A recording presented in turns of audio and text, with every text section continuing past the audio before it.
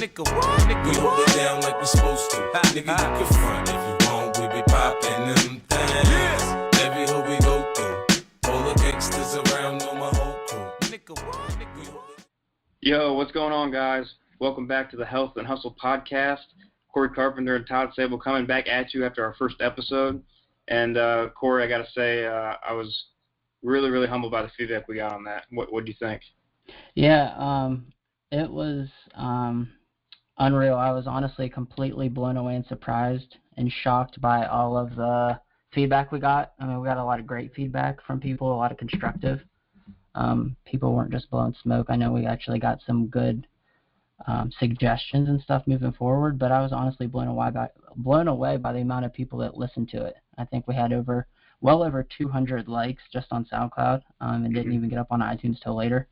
So I just want to really reiterate to people how much we appreciate them listening. I know we've been telling them all along we really appreciate it, but the fact that anyone would take that much time out of their day to listen to what we had to say, whether they did it just because they liked us as a person or they were really looking for something to take away, it really truly means a lot. And I just want to try to continue to provide as much value as possible to everybody that listens. Yeah, man, it was really cool. I just want to reiterate again how thankful I am, and I know Corey is as well, for all the support we got. So we got a really good topic coming for you guys today. I think me and Corey are going to go and give you a little tidbit about us at the beginning, as we said we're going to do on each episode, just to give you guys a little bit of information more about us so we can learn about each other more. And then we'll get into our topic and then get you guys out of here hopefully between 30 and 40 minutes to keep it a little bit shorter than last time. So we're not doing it at 3:30 in the morning again, okay? So I think we got a little bit more rest in us. It's about 8:30 right now in the evening, so I think we'll be a little bit more energetic. So, we're excited to get this going. The podcast is brought to you by Sports Mediscussion, which reminds you to heal by moving. And I think, Corey, before we go into our topic, you want to give us a little bit about you? Yeah, absolutely. I know, like I said, we're going to do one quick topic a day or an episode to kind of introduce ourselves a little bit. I'm going to start today by introducing my fiance. Her name is Jess. I want to make this my first topic for a couple reasons. One, obviously, she's the absolute biggest support I have in my life. Aside from my mom, who's been there for the last 27 years, Jess has been there since day one. And I want to kind of just, A, give her a shout out and give her credit, and B, introduce her because you're probably going to be hearing a lot about her name a lot thrown around, just different, from experiences in my life. She's been there for forever. So I think it'd be good for people to at least know who she is when I say Jess. We started dating back in 2011. We actually met a couple years prior to that. My brother introduced us, tried to hook us up, and she wouldn't have any parts of it. She's actually, she's a little over 4 years older than I am. So when we first met, she didn't want to give me the time of day because I was just a little guy. I think I was only like 18 when we met, so she definitely wasn't having it. But it took her some time and me, not really leaving her alone. But eventually, she gave me the time of day, and we started dating in 2011. We got engaged in 2015, and we're actually getting married here in a couple months. We're getting married in June. So I just wanted to kind of just introduce her, I guess you should say, and just say, she's been there. Like I said, she's been there since the beginning. She's believed in me when no one else did, but I mean, she's believed in me when I didn't even believe in me. So anytime I'm having a hard time, shit's got me down, I'm struggling, I don't know where I'm going next, she kind of is there. She kind of pulls me along. So it's been a great team, been a great team effort so far, and I'm looking forward to, the rest of our lives. So that's kind of my little bit for the day. Try to talk fast and not spend too much time here, but what do you got for me? Anything? Yeah, that's awesome, man. You kind of made me look bad with that. I think Emily's gonna get mad that I'm not talking about her first one. No, but I got a great girl back home. We've been dating for 3 years, but I'll talk a lot about her in future episodes. But my little tidbit of information is, and I was talking to Corey about this off air before we got on. I defended my thesis today which was about a 1.5-year project that I'm doing with the master's program at OU. So I'm just super excited about it. So that's why I want to talk about it today. So basically, what we looked at in the thesis research project was how well 4 functional exams were able to identify predisposing factors of injury, as well as track performance changes throughout the course of an athletic season. So we actually tested the athletes here at New Lexington High School where I work. And basically what we found is that the functional tests were able to track performance measures over the course of a season where we found increases in all of them. So I'm not going to get too much into it because I could ramble on about it all day. I could probably do my whole 25-minute speech here because I got it memorized in my head. But yeah, it was really cool experience. Research is a huge part of sports medicine, and I mean, if you guys aren't researching and learning more by looking on online articles, academic journals, I know it sounds kind of boring, but it is a great way to learn. Other than actually practicing it and learning it in the gym, I think you kind of got to have a balance of both. So it may not be the most fun thing ever, but it does really have a good impact when you do become a practitioner of what you do. So that's my little tidbit for today, Corey. So what I think is the coolest about this, and it really didn't hit me until just very, very recently, is when you're doing these kind of you're doing your PhD, is that right? Master's. Or master's, okay. Yep. So either way, that's way, way above my head. But what I think is pretty sweet is that this isn't just your standard college, like getting on Wikipedia and writing a paper. Like you're actually doing the research yourself, right? On like actual people and learning it as they go. Like you're not just Google searching shit. I mean, is that right? Or is that? Yeah. So I mean, like briefly, I mean, with a thesis is a little bit more in depth than a research project. So they're 2 different things. So a lot of people who do thesis work go on to get their PhD, which I'm not doing. But basically, you do your own data collection. So we collected data on 30 fall sport athletes here at New Lexington High School over 3 separate time trials, pre, mid, and postseason. We analyzed the results, write the paper. I think mine was about 65 pages, and that manuscript is going to be submitted to the Journal of Athletic Training. Hopefully, it'll be published. So it'll be in their journal database forever. So that's kind of awesome. Yeah, so that's kind of the rundown on it. So well, congratulations! Yeah, I know you've been grinding hardcore for that for a long time. Thanks, man. I appreciate it. So yeah, it's not Wikipedia though. Yeah, exactly. So yeah, man, that was could do 2 good tips there. So I think get into the topic now. We've got some. I think we talked about it again before this. We got some good tips for you guys, and the topic is kind of we don't really know what the title is, but taking steps toward creating your own path, or writing your own story, creating your own story. So that's going to be the topic of what we're talking about today. So I know our views are pretty similar, Corey. Do you want to kind of start us off and maybe some of your personal experiences with this, or just kind of what you want the listeners to get out of it? Yeah. It's kind of funny. Like we mentioned this topic literally a couple hours ago. We decided what we're going to talk about and thought it over for just a little bit. And I was trying to think back to when I decided I was going to go on this path, and when I decided I was going to transition from being an employee to the employer, or being self-employed. And they're literally I can't think of the exact moment broken down to a day or month, but I tried to think back as long as I could, and it took me back to 5-6 years ago. It started literally I recognized that there was something off or something missing in my life. I made slight, very minor changes, and it throughout time led me on this path of growth that I didn't even realize at the time because it wasn't an intentional path of growth. But as I progressed further and further and learned more and more, I realized that I was growing without realizing it. So where the hell was I going with that? So basically what I'm trying to say is that the number one step in any path of being an employee, employer, being an entrepreneur, being self-employed is recognizing your own unhappiness. So recognizing it's time for a change. Either you feel like you're not growing anymore, you feel like you're not progressing, you're not living the life that you want to live. Basically, if you're not waking up every day excited to be doing what you want to do, excited for the day ahead, then that's time to make a change. Cool, man.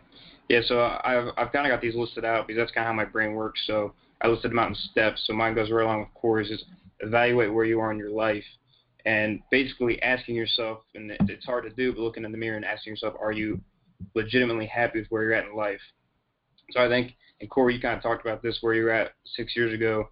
People become so comfortable in their current situation that they may be unhappy, but they don't realize it because they're so comfortable in being, if it's going out 3 or 4 nights a week, or if it's, just working 8 hours a day, coming home, watching TV, eating chips, potato chips, just being in that comfortable area that their brain's almost kind of blocked out if there's any other alternative. You know what I mean? No, exactly. So I think that's a good point to start off with is really looking at yourself in the mirror.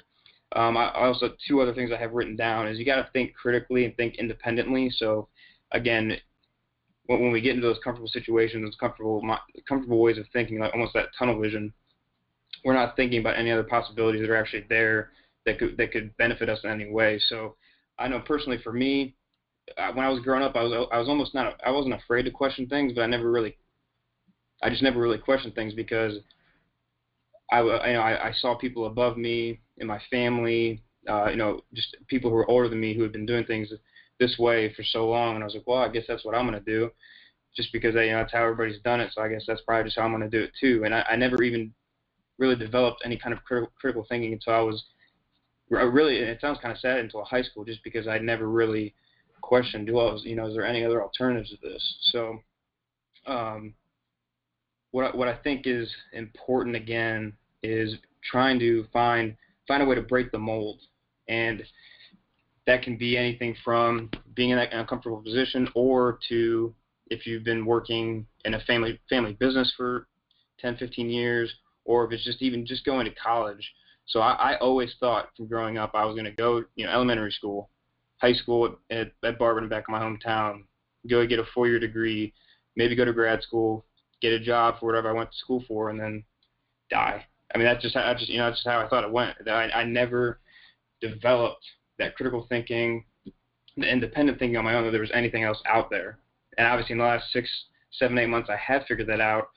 But I think, us doing this podcast, other podcasts that are out there, kind of getting people to think that way is huge, because you may be unhappy, you not even know it, because you just don't know anything else. You know what I mean? So I think that's my first big point, is evaluating where you are in life and really thinking critically of, are you doing things that make you happy, or is there something missing? No, exactly. I mean, back to your point of, growing up, when I was in high school, I had every intention of going into radiology since I was probably 15 years old, and that's because when I was 15 years old, my brother went into radiology, and he got a sweet job right out of college, and I said, well, shit, I watched him go through college. I watched him get a sweet job. That's what I'm going to do. I'm going to build a house, across the street from my parents' house, because there's a field right there. I'll put a house there. I'll work the same job. I'll do this for the next 30, 40 years. I'll retire, and then I'll hang out. And then I went to college for radiology. 6 months before graduation, my brother quit his job in radiology and went to the coal mine. Completely, didn't see it coming at all. I thought, fuck, what am I going to do? I don't want to go to the coal mine. I liked radiology, but I had, plans of working with him, for the next 30 years, because he's been my best friend since I was a little kid. Yeah. So I'm like, I'm going to work with him. Well, he went to the coal mine. I'm like, well, shit, I'm not going to the coal mine. So what am I going to do? And I started doing research, and that's when I ended up at Ohio State. I found they had a fellowship program for MRI. So it was still radiology, but it was just a tiny little bit better, a little bit growth, and it got me out. It kept me from going to the coal mine. So, that was my first step in recognizing unhappiness, or recognizing complacency and the need for a change. Yeah, so that almost got you, it forced you to think outside of the box.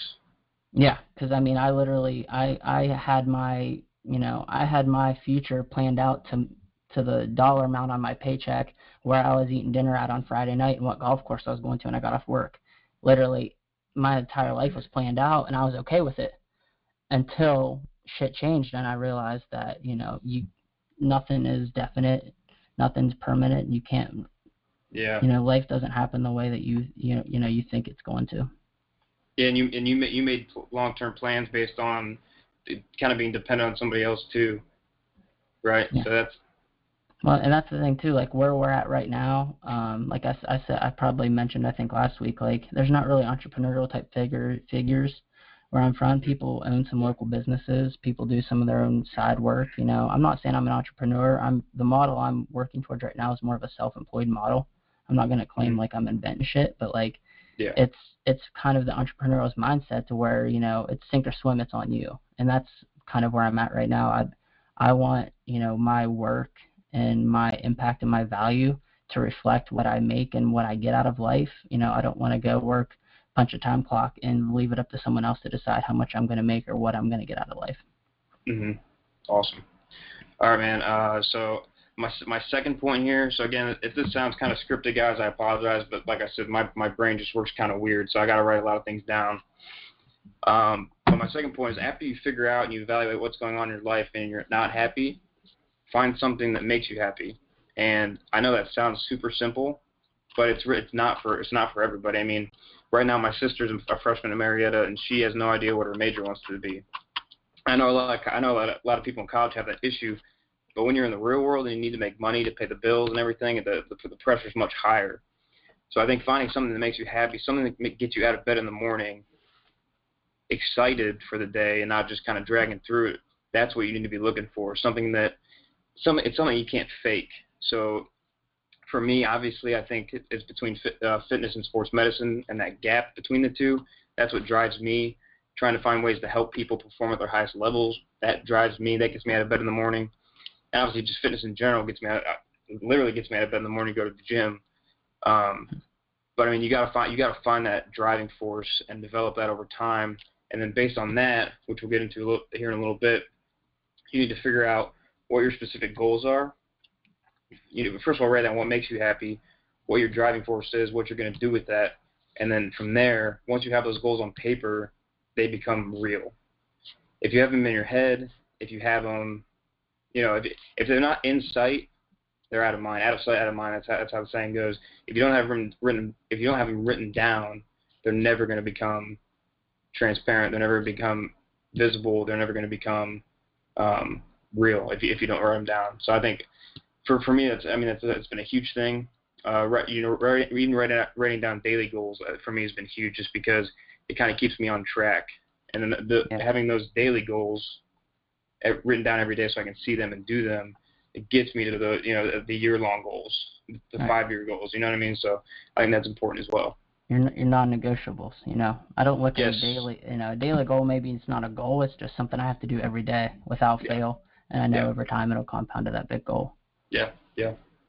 So yeah, I mean, you definitely have to have a plan. Whether it's a goal, it's a fitness goal, it's a career goal, it's a life goal. You have to have a plan. You have to have an intentional development, growth, structured plan. I forget where I heard it or who said it, but a goal without a plan is just a wish. So you can make a goal, but if you don't have any idea of how you're going to get there, you're never going to get it. So that's the difference, I believe, in a goal and a wish, is having the plan. That's awesome. The next thing I have is finding what makes you happy. That may take months. It may take years to figure out what you want to do, but always keep experimenting. Always, like I said, think outside of the box. Find things that you want to do, and just experiment. I mean, even if you don't think it sounds interesting, it's never going to hurt to give something new a try. You know what I mean? So you just keep an open mind. I think is the one big thing there. Once you do find something that you enjoy, something that makes you happy, and something that you can't fake, find a niche in that area, in that field that needs to be filled.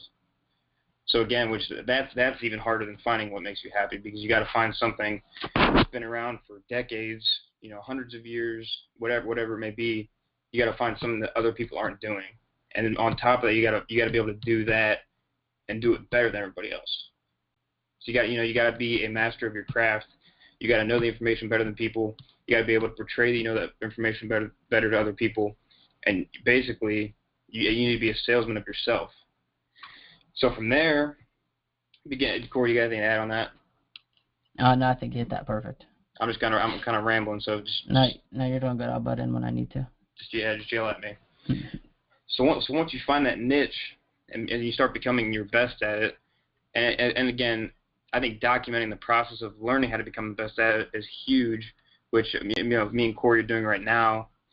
If you guys don't follow me on social media platforms, I try to get out 2 posts a day, which I'll touch on social media strategy here in a second. But some of the posts are kind of dumb, to be honest with you, but it's good to get something out there just to document what you're doing over time, because if people don't see it, the kind of saying goes, if you didn't take a picture of it, did it really happen? So it's always giving the people kind of that background and that daily strategy, daily grind, daily hustle of what you're doing, and documenting what you're doing. I think that's huge. So you got to develop some kind of social media strategy on top of that. Basically, whether that's, so I'm just going to use my stuff for example. So being a sports medicine entrepreneur, I try to find some picture or video of some type of rehab technique every day, or some type of thing I'm doing in the athletic training clinic, or with with one of my patients at the high school. So trying to find 2 ways to kind of merge what I'm doing together. And sometimes I'll post a video of me squatting or something, kind of throwing that in there as well, just to try to show that I do lift. I won't say heavy weights, but semi-heavy weights sometimes. Just to kind of give an idea to people what I'm doing on a daily basis. But I think it's good to kind of writing your own narrative, as we said at the beginning. So having that social media strategy, developing a website, and then being able to advertise for yourself, just really building up your personal brand is huge. Corey, you got anything to add on that? No, keep going. No, I'm just. I want to let you stroll through yours, and then I'm gonna kind of give my little bit of a take on it, which will be kind of a different aspect. Okay, man. Okay.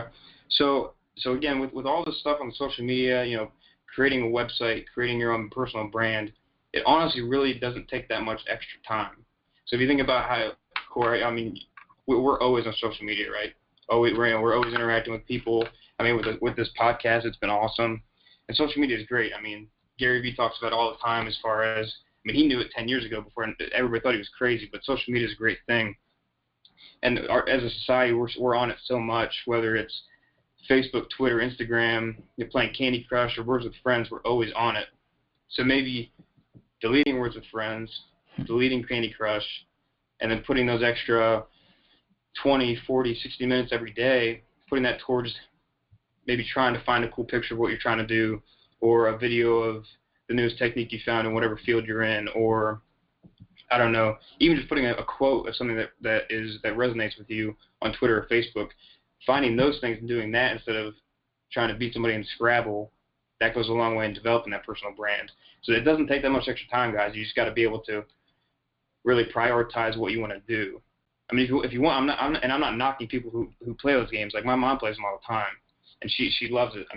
When she gets home from work, she works out every day. She's lost like 70 pounds in the recent years, but she enjoys playing those games. So I'm not knocking on that. But for these people that we're trying to get this information out to, you got to make some sacrifices.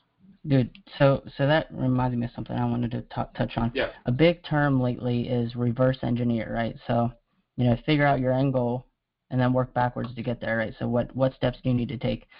Someone was asking me the other day about personal training, and they wanted to get into personal training, and they too have a job, that they work at, whatever their hours may be. And, they said, I'd love to do personal training full time, but I don't know, if I can make enough money personal training to quit my job. And I asked them how many clients they needed to train to make a comparable salary to the job they're at right now, and they couldn't tell me. Yeah, they didn't know, did right? they? So they have no fucking clue how many clients they need to have as a personal trainer, but that's what they want to do with their life. But I can guarantee you, I bet if you ask them how many points LeBron scored the other night, they could tell you, right? I haven't seen a Steelers football game. I've been a diehard Steelers fan my entire life. I haven't seen a Steelers game except for the one game I took my nephew to. I haven't seen a game since 2015 because I ain't got time for that shit. There's more important things. Like, if you're not happy in your situation, you've got to make sacrifices and you got to hustle. That's why we're here, right? That's why we're called Health and Hustle. You can't do it by sitting around thinking about it. You got to figure out something's got to give, and it's got to be Candy Crush. Yeah, man. I have an apartment with two of my buddies in the athletic training program at OU, and we didn't have a TV for the living room, and I was like, well, you know, I don't watch TV anyways because I got too much going on, so I just pretty much gave him the TV out in my living room because I got so busy. Something's got to give, right? So, and I sold my Xbox because I just, you know, I wasn't watching TV, I wasn't playing Xbox, and that was kind of going towards my gas money too for the gym. But I mean, basically, like Corey says, you guys, you got to make sacrifices, whether that's playing Madden, playing 2K, playing FIFA, which I love FIFA, but I don't play that anymore either. You guys got to figure out what's taking up most of your time, and you're not getting anything from it, and you got to cut that out for things that you do. Because you guys you're already putting in long hours for your job. And Corey, you and I are putting in long hours for our jobs every day, but then we've been able to make time on top of that to do what we're doing on the side. You know what I mean? Because you can't. There's only 24 hours in the day. And I mean we're pretty much grinding for about 20 of those every day. Corey, would you agree with that? Yeah. Yeah. So something's got to give at some point. You can't work the 9 to 5 and do all this entrepreneurial stuff on the side, plus trying to play 4 hours of Madden and sleep. It just doesn't work. So you got to cut out what's not giving you guys productivity. Yeah, and I feel like I already, you know, I have an extra sense of urgency because I feel like I got a late start. You know, I went through college. I did the college gig. I did the work gig. I'm still working, but it took me, you know, I was probably 25 before I realized what I wanted to do with my life. Already living on my own with my own bills, my own payments. I don't have time to waste. I don't have time to turn on the television. I don't even know how to work our fucking television. You can ask Jess. We canceled our cable like a year ago, and she got Hulu. I think it's Hulu. Hulu. One of those things, which is cool. But I don't even know how to use it. If the TV's not on, if she's not here, because I don't even know how to turn the damn thing on, and that's been like over a year now. The smart TV is too smart for you. Exactly. This damn technology and these kids, I can't keep up. Yeah.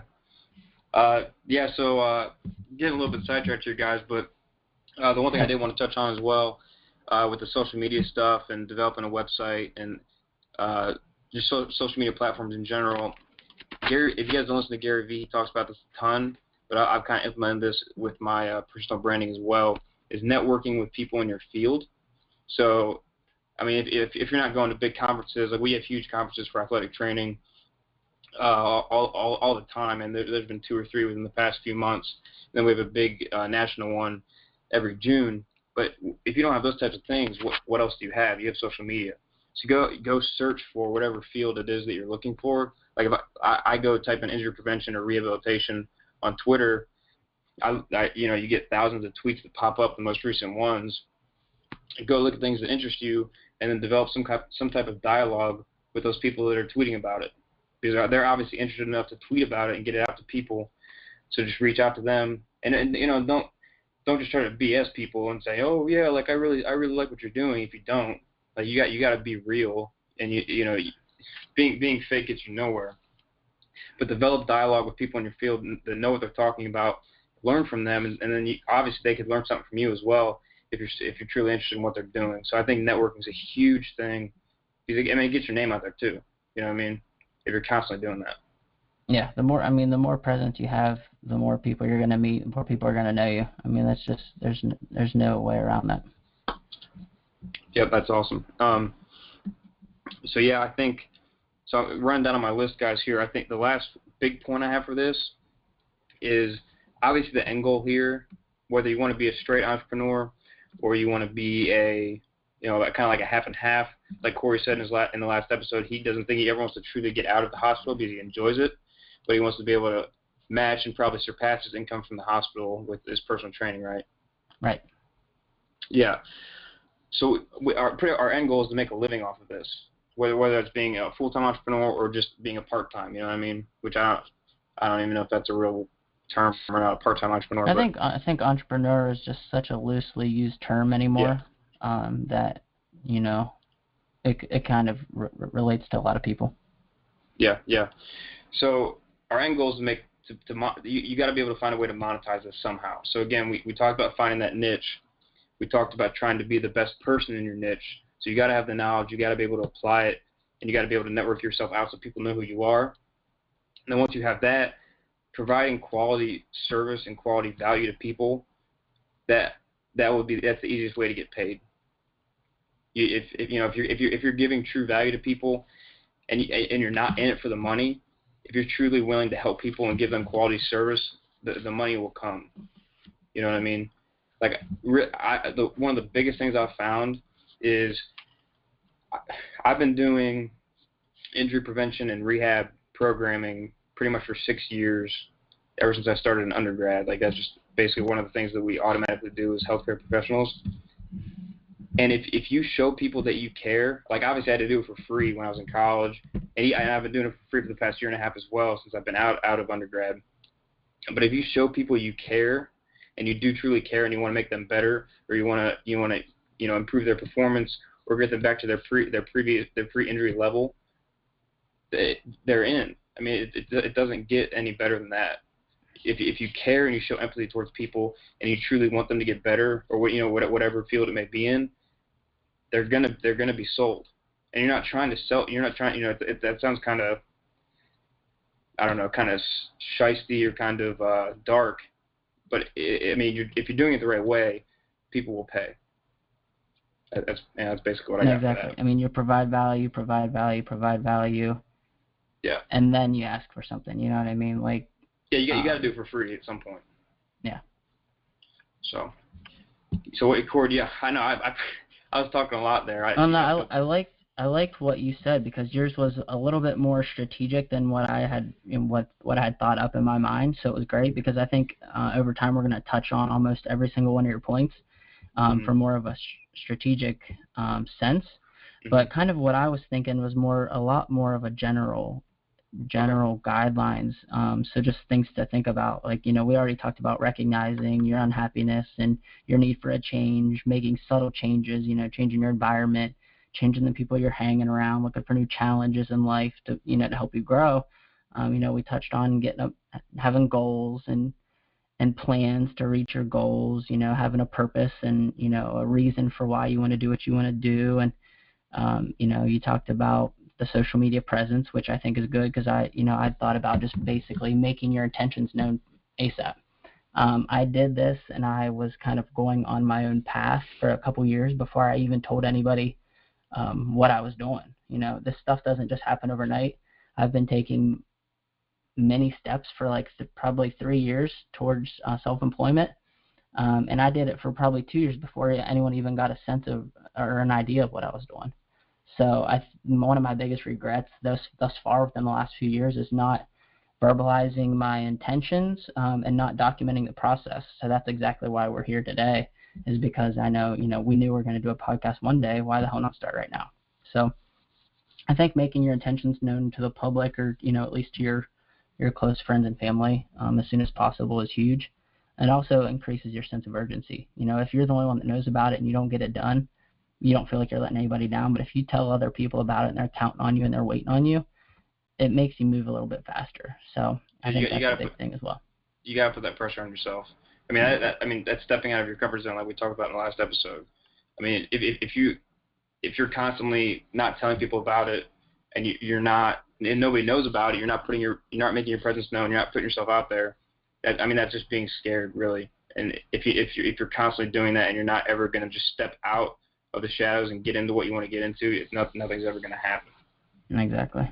And we touched on reverse engineering, which I think is huge. I think we'll have to do a whole episode just on reverse engineering and what that entails and what that's like and how to do it. But I think once you make that decision of where you want to go in life, which is very difficult, it can take a long time to decide. I think you have to, and I wrote a whole article on this, is fall in love with the process. It's going to take a long time. It's not going to happen overnight. It's going to take years and years. Who knows how long it would take. I'm prepared for it to take my entire life.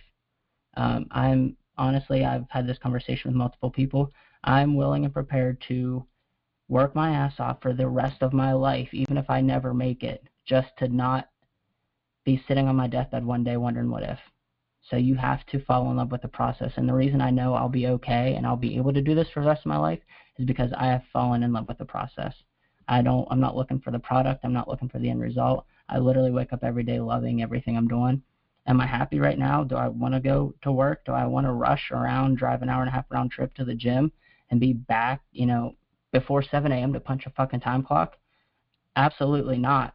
But I know at this point in my life, that's where I need to be, and that's what I need to do to grow. So I love every single bit of it. Yes, I'm stressed. I'm anxious. I'm rushing around.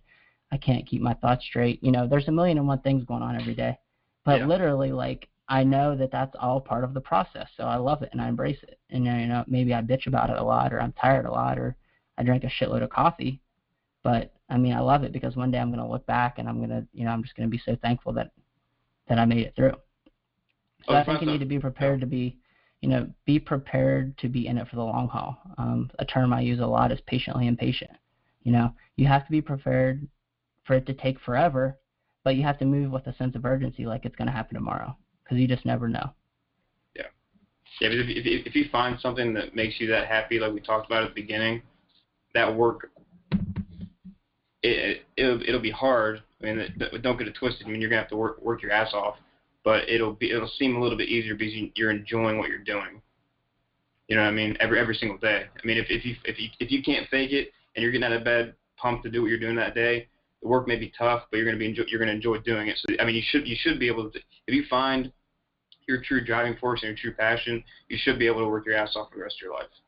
It shouldn't exactly. It shouldn't be an issue. So yeah, that was good. That was good stuff, Corey. You got any more insight on that, or you want to get to our parting shots? No, man, I'm good. I think we kind of it was kind of brief, but it was quick, and which is what we want. We don't want to be on here too long and rambling. Hopefully I didn't talk too fast for everybody.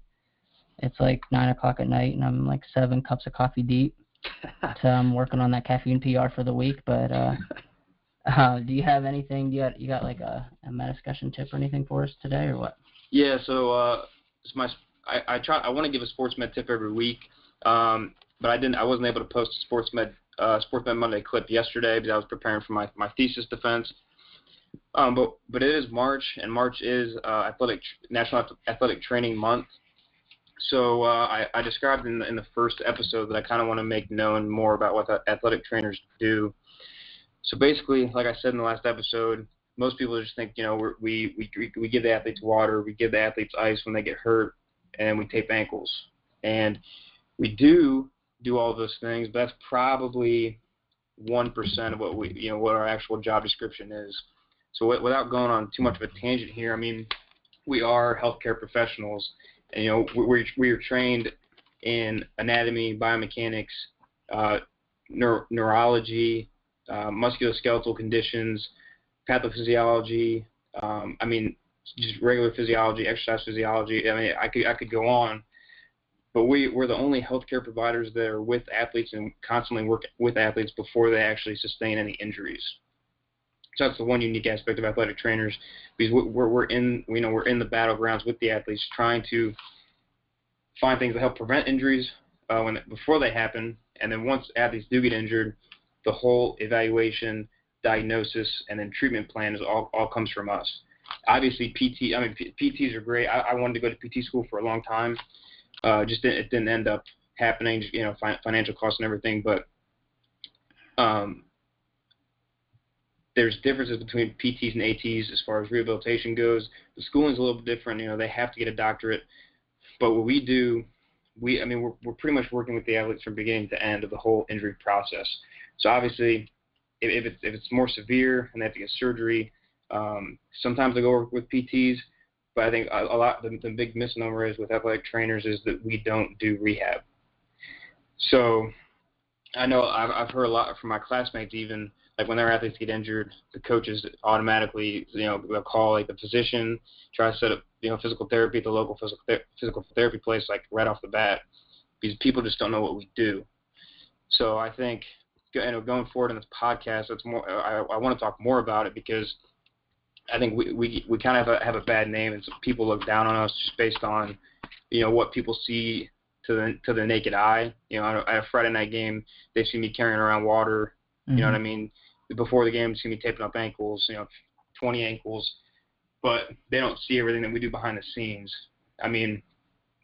I talked to you, Corey, about this a lot.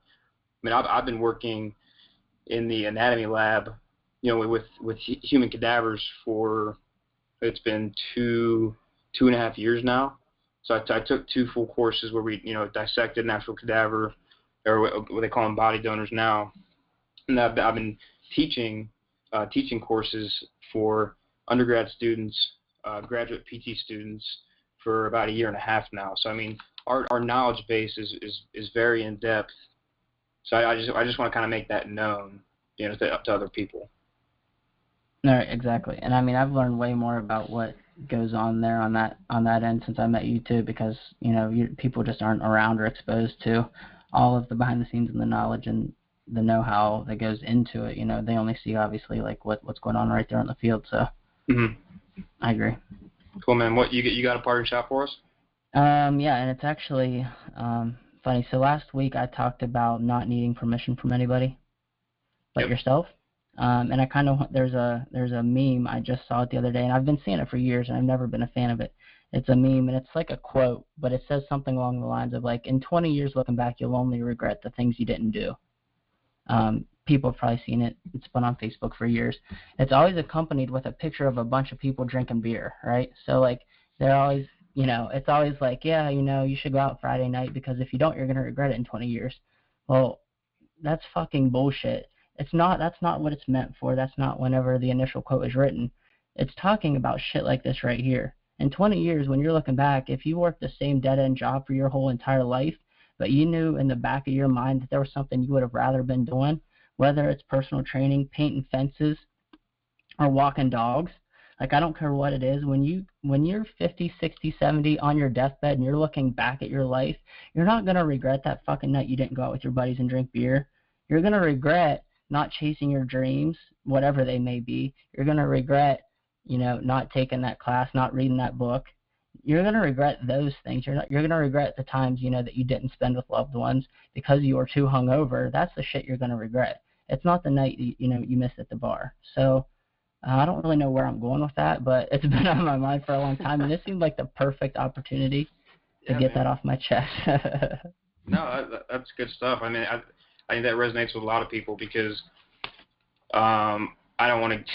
I could go on a tangent with that too, but I mean, you almost feel guilty sometimes if you're not going out with friends or not going out with buddies, going to the bar, drinking beers. But if it's not what you want to do, then don't do it. I mean, you got to put yourself first. Right. And I mean, so like, we all have our whys and our purposes in life, and it's always, you've heard and I've heard, your purpose needs to be bigger than you, right? So my ultimate purpose in life is bigger than me, and my vision for my life is bigger than myself. But my biggest motivator in life is regret. I absolutely refuse to look back on my life and regret shit. And for right now, it's me chasing a personal training career, one day owning a gym. I don't exactly know where it's going to go, but I know right now I'm taking steps to chase it. So, if I died tomorrow, I could literally die saying I had no regrets. Was I a full-time personal trainer? Did I own my own gym? No. But I'm taking steps towards it. I'm not sitting back thinking about it, watching other people do it. That's awesome, man. That's awesome. All right, well, I think definitely keeping it a little bit more brief than last time, but guys, we appreciate you listening again. We're so pumped about the support we've gotten thus far. So keep the questions coming, keep the comments coming. You guys can find us on SoundCloud and iTunes. We're still trying to work on getting it up on YouTube, so I'm trying to work on that. But yeah, Corey, where can they find you on social media, just so we can keep them in contact with us? Instagram and Twitter, Core Carp Fit, super easy. On Snapchat, just Core Carp. But I know, like, if you get on SoundCloud, if you get on our profile on SoundCloud, Todd's got all of our pages linked up there, which makes it real nice. But definitely, I know I had a few really good conversations with some new people on Instagram this week, which I was really pumped about. So I'm looking forward, to hearing from a few more people. I was really pumped about that. So definitely hit me up, and if you have any questions or anything you'd like to share with me. Yeah, man, we definitely opened up some good dialogue the past week with new people. I know. I think the day that we put the podcast up, I got like 20 new followers, and not that I'm watching my follower count, but a lot of those people reached out to me and said, "Hey, man, like, really enjoy what you're bringing to us. It's really cool how you guys just jump feet first in, that type of thing. So it's really, really cool. So we want you guys to keep coming with that. You guys can find me on Instagram, Twitter, and Snapchat at Todd Sable, TODDSABOL _PAV. And then just Facebook's my name. And then, like Corey said, they're all of the links to our social media platforms are on the SoundCloud page. So, yeah, man, I think that's all I got. Corey, you got anything else before we I did have one thing I wanted to say. So give this, if you guys give this a listen, if you like it, definitely hit the like button. Subscribe to the channel because it'll help us in the future getting this out to you.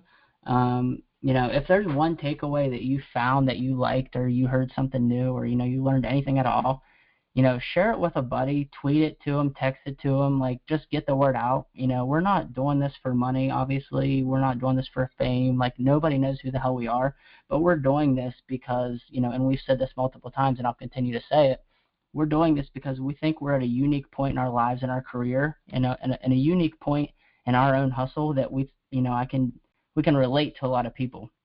We ain't made it yet. We ain't really done shit yet, but we're going to. And I think documenting it as we go will be huge and kind of sharing the process with you as we go. So if there's any takeaways at all, it would just really mean a lot if you would, send that out to somebody, share it with a friend or someone that you think might benefit from it. And that's kind of like the one point I wanted to drive home. Cool, Corey. All right, guys, we're peacing out. We will be dropping this soon, and we'll see you guys next week. Awesome. Peace. See you, brother. Yep, see you. I kick the ass, we back friends like Puffy and Steve Stout. Cut the grass around my clit so I can see these snakes. You see them back in the hood, it's cause I see they fake. I preach a sermon about the paper like I'm Creflo Dollar. I pop you punk niggas like I pop my collar. I'm confused, I like Megan, Monica, and Maya. Missy.